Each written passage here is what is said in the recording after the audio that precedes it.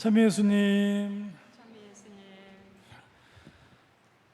예, 오늘 마태오복음 13장 44절 이하의 말씀, 밭에 묻힌 보물, 숨겨진 진주의 하느님 나라를 비교하시는 말씀이십니다. 사실 이 옛날에는 전쟁이 많았다 그래요. 요즘에는 사실 우리나라뿐만 아니라 2차 세계대전 이후로 사실은 그렇게 전쟁다운 전쟁이 이렇게 국지전은 물론 있지만 이제 그야말로 미국이 1차 세계대전과 2차 세계대전을 정리를 하면서 사실은 유럽의 열강들이 세상을 잡고 있던 세상에 2차 세계대전이 끝나면서 미국이 새로운 질서의 어떤 세계 질서의 주인으로 나타나면서 1, 2차 세계대전을 이제 진화를 거의 했기 때문에 블록 경제라 그러죠. 식민지 지배를 없애는 정책을 미국이 전 세계, 유럽이 꼼짝을 못했죠. 사실은 미국이란 나라도 영국의 식민지 같은 곳이었죠. 근데 거기서 독립을 하면서 초강대국이 되면서 2차 세계대전을 정리하고 더 이상의 블록 경제는 없다. 이 블록 경제가 자꾸 전쟁을 일으키기 때문에 특히 식민지는 더 이상 없다. 이것을 선포하면서 세계에는 이제 공산 진영과 민주주의 진영으로 나누어지는 냉전 시대는 도래했지만 그 옛날과 같은 막 전쟁이 막 일어나는 시대는 이제는 많이 지나갔죠. 이제 거의 없죠. 그렇죠? 옛날에는 하도 전쟁이 많아갖고 전쟁이 나면 피난을 가야 되는데 이 가지고 있는 재산이 많은 사람들은 갑자기 떠나기가 어려운 거예요. 그래서 전쟁이 갑자기 나면 재산들을 다 어디 이렇게 은밀한 데다가 이게 막 밤새 땅을 파갖고 이제 집어넣고 아무도 모르게 묻어버린 다음에 나중에 피난이 끝나고 전쟁이 끝나면 집에 돌아와서 그 밭에다가 묻어놓은 보물을 다시 캐내는 생각을 가지고 갔는데 전쟁이 길어지고 밭주인을 묻어둔 사람이 죽거나 이렇게 되면은 이제 영영 그것을 이제 밭에 묻힌 보물이 있는 줄도 모르는 상황이 되는 거죠. 그러다가 어느 날 그 밭을 소작인이 밭을 갈다가 이제 보물을 발견하게 되면 그 보물 너무나 귀한 보물이라 이거 밭주인한테 원래 가야 될 거를 다 다시 묻어두고 진짜 가진 모든 것을 팔아서 그 밭을 사서 밭에 속에 있는 이제 보물을 캐내서 자기 주장을 할 수 있다는 것이죠. 그래서 얼마나 그런 일들이 많았으면 세상에 비유로 이 얘기가 나올 정도로 옛날에는 정말 전쟁이 많았던 겁니다. 그렇죠? 오늘 하늘나라를 이런 밭에 묻힌 보물 또는 좋은 진주를 찾는 상인과 같이 값진 보물을 알아보는 사람들은 그 보물을 이게 너무나 값지기 때문에 모든 것을 다 팔아서라도 사는 요즘에는 그런 재테크를 뭐라 그러죠? 영끌이라고 하나요? 영끌 모르세요? 영끌 그런 말 있죠? 영끌 비투 영끌 영혼까지 끌어다 빚을 내서 투자한다. 그래서 정상적인 사회가 아니죠. 사실은 땀 흘려 노력한 대가를 서로가 공정하게 그것만으로도 충분히 먹고 살 수 있는 세상이 돼야 되는데 이런 불로소득을 대통령이 나와서 텔레비전에 나와서 투자를 하려는 등 주식을 하려는 등 이런 말을 한 나라의 대통령이 얘기를 하고 아파트를 사려는 등 우리나라 역대 대통령들 입에서도 그리고 이 대통령 주변에 있는 사람들도 다 이렇게 불로소득에 의한 것이 이제는 이제 보편화된 세상이긴 합니다만 어떻게 보면은 참 슬픈 현실입니다. 노동의 가치가 너무나 형편없이 돼버리고 열심히 일한 것만으로는 결혼해서 자식을 낳아서 기를 수가 없는 세상이 됐다는 그래서 운이 좋으면 잘 사는 거고, 투자한 것이 운이 나쁘면 어떻게 되죠? 예, 완전히 그냥 뭐 추락해 버리는 세상으로 가는 아주 아슬아슬한 세상인데, 자, 오늘 하늘나라는 그런 영끌과 비투의 개념은 아니고요, 그렇죠? 그런 개념은 아니고, 이 어쩌다 이게 발견한 이 보물을 내 가진 것을 다 팔아서 산다는 이야기는, 이 우리가 예수님을 통하여 만난 하느님 나라도 모든 것을 다 버리면서 얻을 수 있는 세상. 옛날에는 그랬죠. 옛날에는 더더군다나 박해가 있었기 때문에 신앙을 가진다는 것은 곧 목숨과 바꿀 수 있는, 내 모든 것을 바꿀 수 있는 현실이기도 했습니다. 그러면서 그 신앙인에게 주어지는 어떤 하느님 나라의 자유와 기쁨, 예수님께서 열어주신 걸어가신 하느님 나라의 넓은 세상 안에서 살게 되는 그런 것을 오늘, 그런 세상을, 그런 신앙인의 삶을 오늘 이제 밭에 묻힌 보물이라는 비유를 들어서 이렇게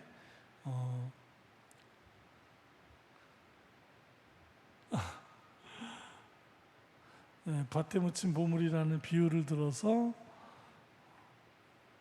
우리에게 설명을 하고 있습니다. 예, 가끔 요즘 이렇게 영혼이 갑자기 나가버리는 강론을 하다가, 자, 우리는 살면서 예수님과 상관없이 살 때도 많죠. 우리 뭐 집에서 살다 보면은 우리를 좀 전에 영끌, 비투 뭐 이런 얘기 했지만 얼마나 이게 삶이 불안합니까? 이게 경쟁과 정신 안 차리면 어떻게 될 것 같은 그런 것들이 계속 불안감을 조성하기 때문에 우리 없던 욕구도 만들어지지 않습니까? 창출한다 그러죠. 욕구를 창출한다 그래서 처음에 그런 거 별로 좋아하지도 않았는데도 많은 것들이 우리를 사로잡게 되는, 이거 안 사면, 너 이거 안 먹으면 너 관절이 말이야, 관절 형편 없어져, 너 이거 안 먹으면 암 걸려, 너 이거 투자 안 하면 니네 집 어떻게 돼, 니네 애들 여기 학원에 안 보내면 니네 대학 어떻게, 끊임없는 어떤 그런 그게 정말 뭐 맞는지 안 맞는지 모르면 주변에서 막 그렇게 가니까 우리 다 같이 이제 그것을 따라가게 되면서 정말 우리가 무엇을 보고 믿고 살아가야 되는지 따라가다가 완전히 그냥 이게 맞는 삶인지 아닌지도 우리는 제대로 검증되지 못한 채 그냥 대세를 쫓아가는 거 있죠. 이런 거에 우리의 삶이 좀 빡빡해지는데, 초대교회 공동체도 마찬가지 삶이었지만 초대교회 공동체는 예수님을 선택한 것이죠. 전혀 예수님은 그런 세상과는 정반대로 가신 분입니다. 사실 따지고 보면 내어주고 쏟아주신, 자기의 몸과 피를 내어주고 쏟아주셨던 삶으로 우리를 초대하시고 거기에서 하나님의 나라의 자유로움을 느끼신 분이니, 어떻게 보면은 그 시대나 우리 시대나 예수님을 따른다는 삶은 하나의, 이것도 좀 어떻게 보면은 모든 걸 거는, 투자에 있어서 모든 걸 거는 그런 삶처럼 느껴질 때도 있고, 또 굉장히 불편해질 때도 있고, 성가 중에 보면은 차라리 예수님을 몰랐더라면 더 좋았을 거라는 얘기가 나올 정도로, 우리는 사실 굉장히 많은 우리의 욕망과 많은 것들에 둘러싸여 살고 있는데, 이 예수님을 따르는 삶은 뭡니까? 우리 인간적인 자연스러움을 좀 약간 거스르는 경우가 대부분이죠. 어떤 물질에 대한 욕구가 분명히 있죠. 물질, 우리 성당에서는 특히 돈 얘기하면 다들 예민해지지 않습니까?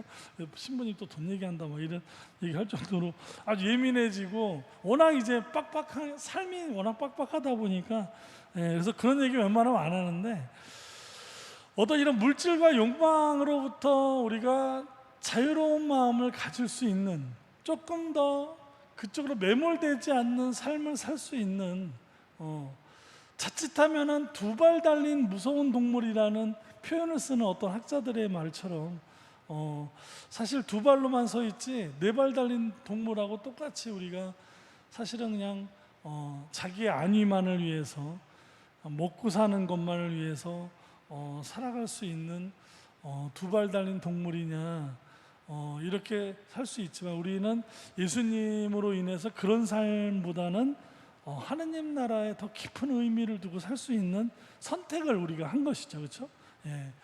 완벽한 선택은 우리가 사실 뭐 어렵지만 그런 데에서 어느 정도 우리가 거리를 둘 수 있는 마음, 자유로운 마음, 어떤 대가 없이 사랑하고 용서할 수 있는 마음, 대가 없이 헌신할 수 있는 마음, 그런 마음으로 살 수 있는 하나님 나라를 사실은 우린 예수님으로부터 배워서 그 길을 선택한 사람입니다. 예. 그런데 우리가 이런 선택을 함으로써 우리에게 얻어지는 것이 무엇이 있습니까? 하느님의 은혜로움을 만나는, 하느님의 은혜로움. 이 삶이라는 것은 은혜로움에서부터 시작된, 누구나 거저받았다는 것이죠, 그렇죠? 삶을 거저받고 무엇이 우리 삶 안에는 거저받을 뿐만 아니라 태어나서 양육되어서 살 때 끊임없이 보살핌을 받고 우리 가족의 보살핌 뿐만이 아니죠. 이 사회와 공동체의 수많은 보살핌 속에 우리는 성장하고 살아가는 것인데, 그 생명이라는 것 자체가 그것 없이는 도저히 이게 살아갈 수 없는 것이죠. 그 안에는 어떤 신비가 있습니까? 어떤 하나님의 은혜로움이 그 안에 사실은 숨겨져 있다는 것이죠. 밭에 묻힌 보물처럼. 그래서 우리가 그 은혜로움의 삶에 동참하게 되면 우리는 누구나 다 깊은 감동을 이렇게 받게 됩니다. 요즘에 올림픽 때문에 뭐 서로 경쟁적인 그런 경기를 하는 사람들마저도 경기가 끝나면 서로를 너무 애썼다고. 나 되게 감동적인 장면들이 있어요. 특히 막 유도 같은 거 막 이렇게 하면은 그 사람들이 얼마나 메달 하나를 따려고 애썼는지 누구보다 선수들은 잘 아는 거예요. 그래서 특히 상대방 선수를 너무 잘 알죠. 여러 대회에서 이미 만났거든요. 그 사람을 서로 반갑게 인사는 그냥 잘 모르지만 이미 소문으로 그 사람에 대한 삶의 스토리를 각 나라 선수들이 다 알고 있습니다. 다 알고 있는데 마침 그 사람이 다음 대회에 나와서 변화된 모습을 보면, 야, 얘가 또 거의 죽을 힘을 다해서 이걸 훈련을 했겠구나 그러면서 마지막에 메달이라도 하나 따게 되면, 아니면은 이제 떨어지면서 진짜 떡대가 이런 선수들이 울지 않습니까? 보시죠? 예, 떨어져서 예선전에서 떨어져 갖고 우는 거예요. 그러면 그 선수 가서 이렇게 안아주고 하는 선수들이 있습니다. 저는 그런 장면에서 되게 뭉클한 게, 그 사람의 그 눈물을 아는 거예요. 왜 제가 눈물을 흘리는지. 본인도 너무나 고생스럽게 여기까지 오면서 살아왔기 때문에 그 선수가 지금 흘리는 눈물이 얼마나 아픈 건지를 아니까. 또 어떤 선수는 심지어 결승전 얼마 안 남아서 그냥 다리가 풀려가지고 넘어지는, 도저히 갈 수 없는 선수를 자기도 지금 빨리 가야 되는데 그냥 자기의 등수 포기하고 그 선수를 들쳐매고 가는 사람들도 볼 때, 이 세상 모든 사람 가슴 안에는 무엇이 일어납니까? 진한 감동과 말로 형언할 수 없는, 우리가 왜 이 지구라는 별에서 살고 있는지, 삶의 가장 근본적인 의미를 건드려 놓는 엄청난 파도가 사람들 마음에 일어난다는 것이죠.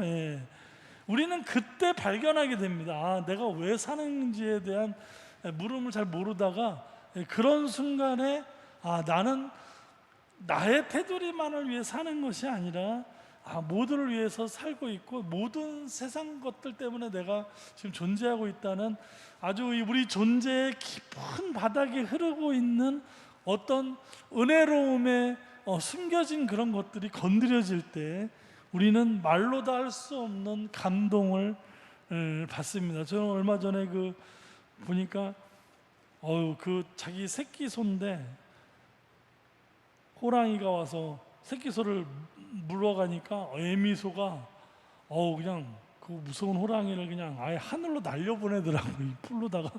야, 그리고 조그만 고양이 한 마리도 새끼 건들면 큰 개들을 막 하는 모습 보면은 그런 거 보면은 참 어떤 그 우리 삶 안에 아주 그런 여러 가지 감정들을 일으킬 때 보면 가장 우리가 왜 사는지에 대한 부분을 그럴 때 발견하게 됩니다. 우리 삶 안에 스며져 있는 하느님의 숨결, 그것은 마치 숨겨진 밭에 묻힌 보물처럼 우리와 함께 있기는 한데 어디에 있는지 잘 모르는 것처럼 이렇게 숨겨져 있다가 어느 날 우리 눈에 발견이 되면 어떻게 됩니까? 그 하나님의 숨결을 위해서 사기 위해서, 내 거를 하기 위해서 모든 것을 다 바쳐서 그것을 우리 것으로 하는, 그것이 바로 우리 신앙인들의 삶이라는 것이죠. 오늘 준비한 성가는 이거 굉장히 사무장님 너무 저기가 크면은 좀 소리 좀 줄여. 신나는 노래인데요. 이 천국은 마치 이 가사는 오늘 복음에 아주 신나는 노래입니다. 이 여름 신앙학교 되면 초등부 어린 아이들과 노래 부르면서 했던 여름이 됐는데도 이제는 신앙학교를 할 수 없고 그 꼬맹이들과 함께 바다의 별에서 막 뛰던 때가 생각이 납니다. 이 노래 들어보셨을 거예요. 아마 애들 천국은 마치 밭에 감춰진 보험 땅속에 묻힌 애들하고 놀 때가 제일 재밌는 것 같아요. 우리 아이들이 우리 삶에서 계속 제잘제잘 된다는 것이 그것만 봐도 하느님 나라가 우리와 함께 있는 것 같은 느낌이 들 때가 있는데요. 가장 삶의 가장 귀한 은혜로움, 모든 것을 내가 다 바쳐서 그 은혜로움을 내 것으로 만들 수 있는 신앙인의 삶을 오늘 하루 한번 묵상하는 하루가 됐으면 좋겠습니다.